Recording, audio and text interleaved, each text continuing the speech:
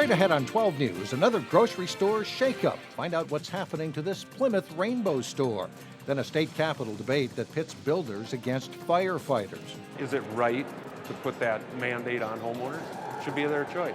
But first, the situation there is very bad. Local Nigerians react to mass kidnappings and violence erupting in their native country. 12 News starts right now. A mass kidnapping of young girls in Nigeria is now requiring immediate U.S. intervention. President Obama calls it a heartbreaking situation as mothers and fathers of those children are desperate for help. Behind the kidnappings is an Islamic extremist group that wants Nigeria free of any Western influences. The focus right now is on a remote region of northeast Nigeria where 300 girls have been kidnapped and hundreds of others killed in an attack by Islamic extremists. Brooklyn Park has a large Nigerian population. Reporter Sonia Goen spoke with some local residents about the trouble in their native homeland. The flavor of Nigerian culture can be seen and heard inside BCS African Foods in Brooklyn Park. We have a large concentration of Nigerians here in Brooklyn Park. Thank you. Stanley Dye co-owns the store. He moved here from Nigeria more than 20 years ago. Yeah, a lot of people in the Brooklyn Park talk about it, especially when they come to the store, they say, oh, do you see what is going on? He keeps watching the news to get the latest on the situation. This is a horrible thing that we are watching that destroying the future of tomorrow. Last month, terrorist group Boko Haram claimed responsibility for kidnapping more than 300 schoolgirls, some as young as 12 years old. It's so sad. There's no respect for any humanity. The situation where you have young girls, all those girls are our children. Dominique Anawu can't find enough words to express his outrage. Horrified, frustrated, angry, very, very upset. They are Nigerian children, and they are being used as a pawn for political purposes and religious purposes. A man claiming to be the leader of Boko Haram released this video. He threatened to sell and marry the girls off. The group also attacked a village this morning, killing 150 people. I have 3 daughters. Dorette Mafuni is from neighboring Cameroon. She can't imagine what the girls or their parents are going through. I think it's the worst thing that can happen to a lady. It's just like taking your soul away. The kidnappings are also drawing a lot of attention on social media through the hashtag #BringBackOurGirls. Today, Minnesota Senator Amy Klobuchar put out this tweet: "The U.S. and the world must act. Local Nigerians agree." They say everyone should be concerned. But when you have a terrorist movement, it involves the whole world. It's not only Nigeria.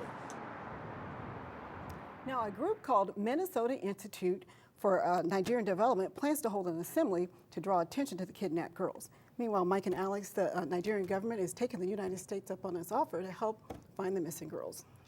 All right, thank you, Sonia. Thanks for reporting. You're welcome. A Brooklyn Center mother, meantime, who crashed her car into a pond with 5 children inside has been charged with 3 misdemeanors, which could result in jail time. Marion Garrido crashed last November in a St. Louis Park retention pond. 2 of the 5 children inside were killed. Garrido was charged with failing to properly use child restraint systems. That's a petty misdemeanor. She was also charged with driving without insurance and violating the requirements of her learner's permit. Minnesota law requires drivers with a learner's permit to have a licensed driver in the front passenger seat. The company that owns Rainbow grocery stores is getting out of the Twin Cities market. Roundy's has sold 18 Rainbow stores, including this one in Plymouth on 6th Avenue. It'll become a Cub Foods grocery store. The Plymouth Station Rainbow will remain. Roundy's also wants to either sell or close 9 remaining stores, including one in Maple Grove. Roundy's CEO says the economic downturn and increased competition in the Twin Cities has made it difficult for Roundy's to keep the Rainbow name competitive.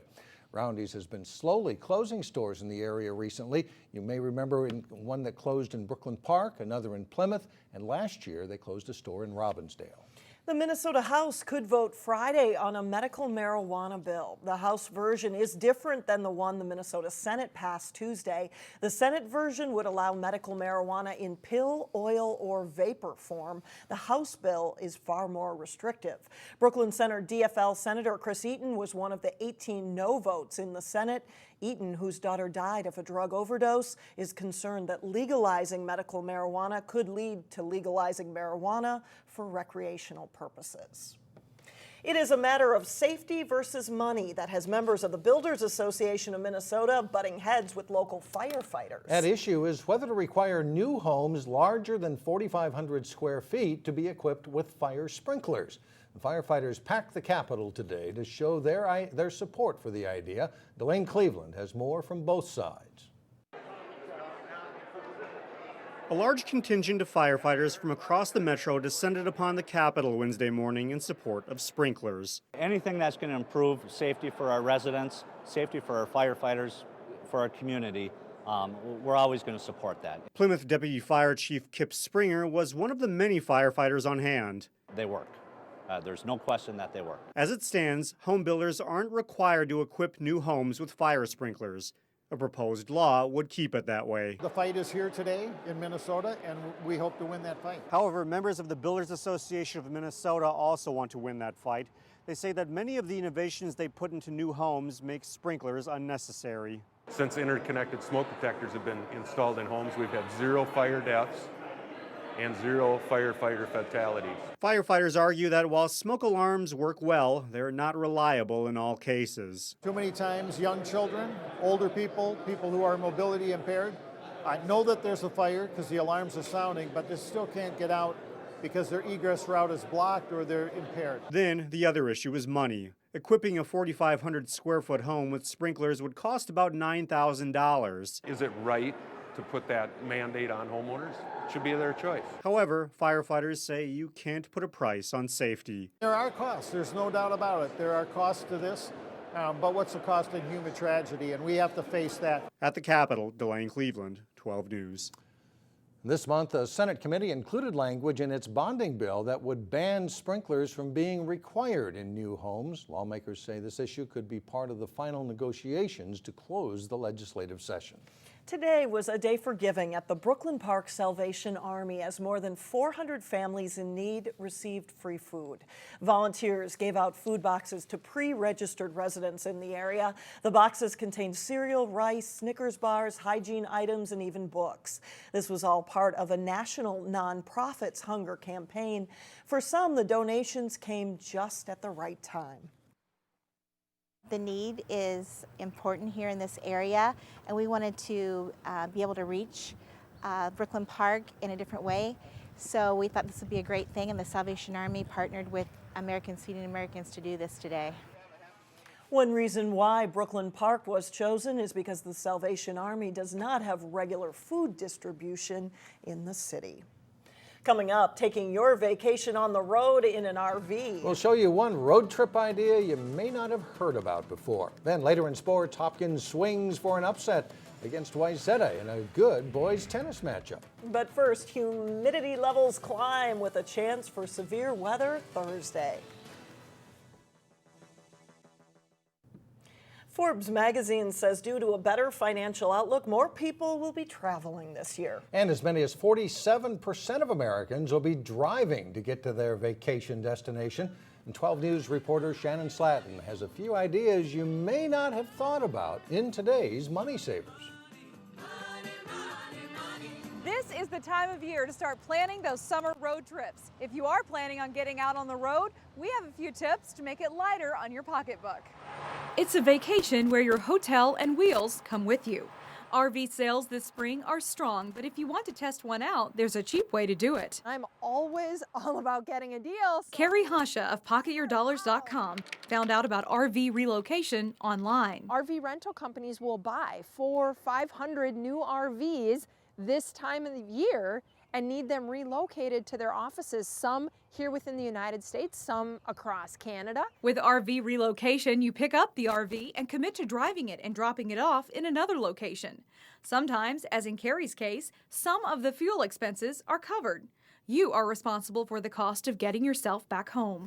For Carrie's deal, they picked up the RV in Iowa and took it on a 10-day trip out west before dropping it off in Las Vegas. It still cost our family of four somewhere around $1,000, $1,200 for a 10-day trip because we needed to fly ourselves home. Fuel, we had fuel beyond what they reimbursed. We had other costs, the food and the entertainment and all of that. Deals like this are always limited, so if you want to get in on one, you have to act fast. What I would encourage you to do is start to figure out which RV companies you may want to work with because they all have final destination points. If you want to tour Canada or go to Alaska or whatever the case may be, figure that out and then watch their blogs and their social media for their specials. To save on entertainment while on the road, one solution is to plan ahead. You also want to look for deals ahead of time, coupons, check out chambers of commerce in the area you're going to, and Groupon. That's also a great resource. And remember, to trim the cost, you can always trim your vacation time. You don't need a 2-week vacation to kind of feel refreshed. Take a weekend getaway, maybe a couple weekend getaways, and it's kind of the same thing, and you can save some money that way. For Money Saver, Shannon Slatton, 12 News. And another money-saving tip is to download apps for your smartphone before your journey. They can direct you to free places to park your RV or some kid-friendly restaurants. Well, coming up, some Robbinsdale third graders becoming aspiring entrepreneurs. But first in sports, a Wayzata pitcher accomplishes a rare feat in prep baseball. John Jacobson has that and more when we come back.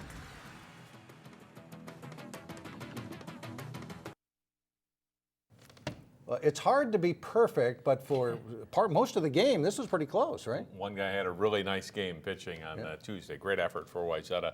The Wayzata and Park Center baseball teams really have had both pretty good seasons this spring. One of them had a good day and one not so good when they met up Tuesday in Plymouth. And Wayzata jumps on Park Center starter Brandon Budnick right away in the first inning. Connor Trigstead singles to right. Courtesy runner Will Benenga scores for a 1-0 lead. Next batter, Jake Marsh, lines it to left where it's misjudged. Trigstead scores and the Trojans take a 2-0 lead in the bottom of the first.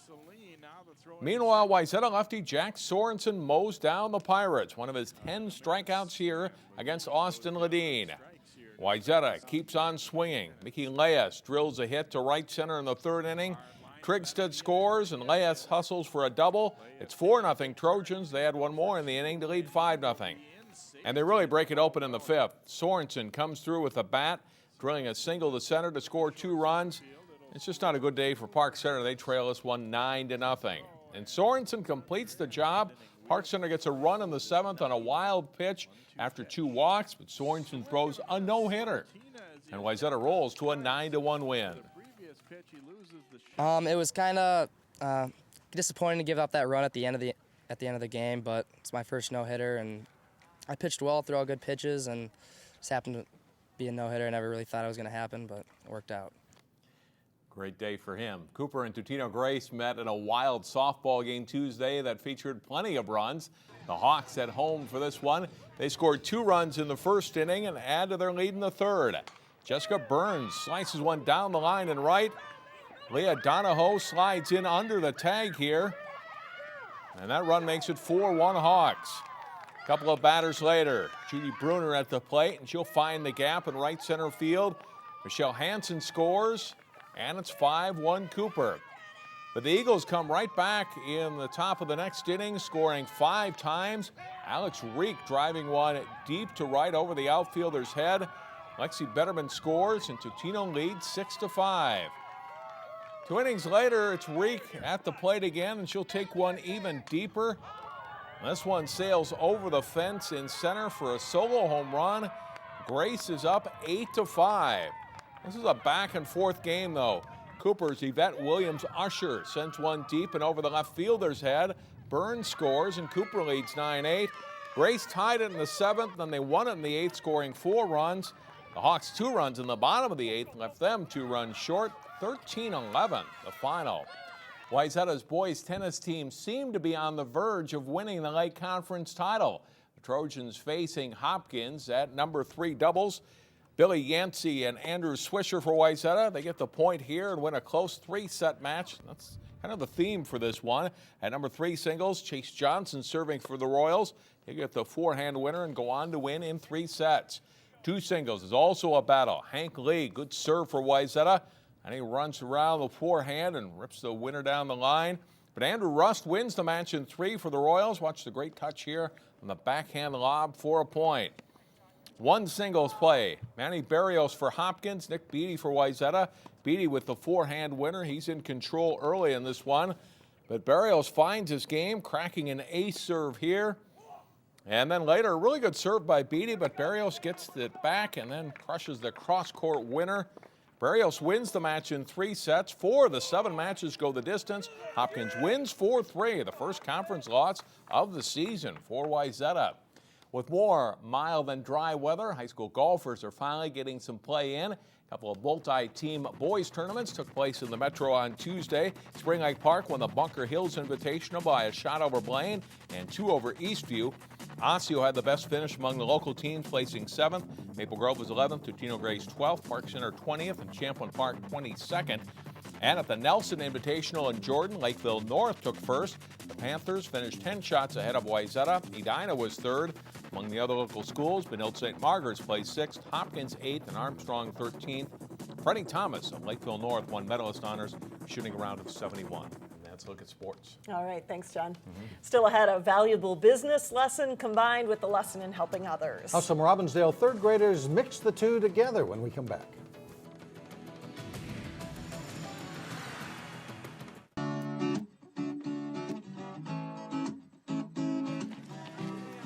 Robbinsdale Mayor Regan Murphy is walking with extra purpose these days. He joined other residents Tuesday evening to help kick off the Step to It Challenge. It's a lighthearted contest between cities to get people exercising. This group also picked up garbage along their route and even spotted a rare sight in Robbinsdale, new home construction. And finally, students at one Robbinsdale area school have established their own small business. It's an in-school store. It's open just for a few weeks, but all sales transactions are conducted in Spanish. Estos son pulseras de amigas que son $2 y tomaste mucho tiempo. Translation, 3rd graders are selling friendship bracelets that took them a long time to make at Robbinsdale's Spanish Immersion School. Each class is making different items to sell over the lunch hour this week and next. The 3rd graders are learning how to make change, understand supply and demand, but they're also raising money for an organization called Miracles of Mitch that helps families who have a child with cancer. It's a personal effort for the school because one of their families has gotten help from that organization. Miracles of Mitch helped us a lot. They helped us clear a lot of stuff off of our plate when we were in little knots. The students have already raised more than $200, and they still have another week of sales to go. And that does it for us. Thanks so much for joining us. We'll see you tomorrow. Community Corner is coming up next.